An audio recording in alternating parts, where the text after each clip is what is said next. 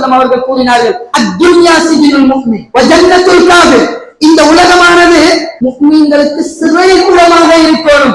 நான் ஒரு முஃமினாக இருந்தால் ஒரு சிறையில வாழ்வா போல இந்த உலகத்தில் வாழ்ந்துகிட்டு போகணும். அல்லாஹ் ரசூலுல்லாஹ் பாக்கு. காஃபிர்களுக்கு தான் இந்த உலகம் என்ன? சுவனவதி, சொர்க்கம்.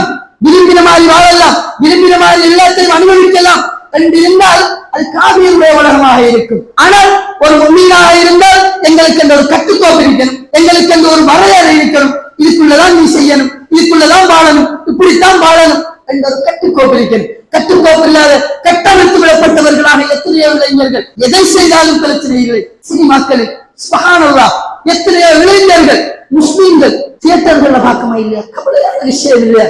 சினிமாவே பார்க்கப்படாது செல்றோம். நம்முடைய சமூகம் தியேட்டருக்கு போகுது இல்லையா? இப்படி கேவலமா இருக்கு நமக்கு. பாருங்க, ஒரு கேவலம் இல்லையா?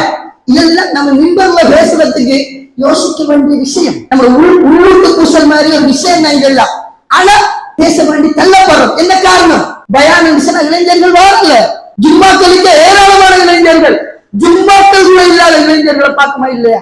ஜும்மாக்கெல்லாம் ஆக மிஞ்சி போனா இந்த ஜும்மா கட்டாயம் இல்லைன்னு நிறைய இளைஞர்கள் வரமாட்டாங்க. அல்லாஹ் பாதுகாக்கணும். அப்படிப்பட்ட நிலையில நாம் என்ன செய்யறோம்? இங்கெல்லாம் பேச வேண்டிய ஒரு நிலை, நம்முடைய விடயங்களை நாம அப்பட்டமாக விரிச்சு காட்ட வேண்டிய ஒரு நிலைக்கு என்ன செய்யறோம்?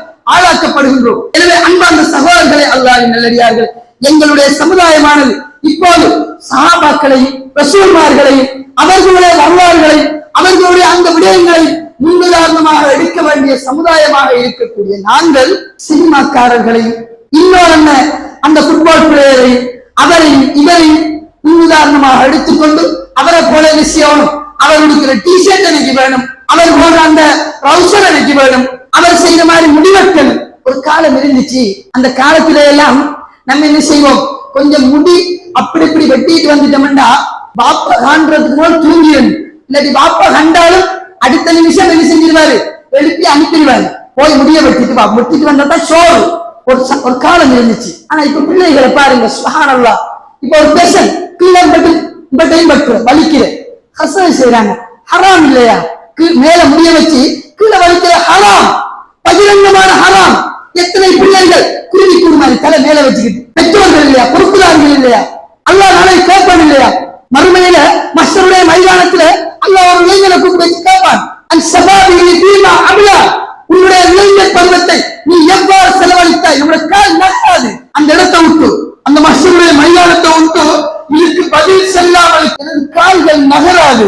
அல்லாஹ்வின் தூதர் ஸல்லல்லாஹு அலைஹி வஸல்லம் அவர்கள் கூறினார்கள், அத்துன்யா சிஜினுல் முஃமின் வ ஜன்னத்துல் காஃபிர்.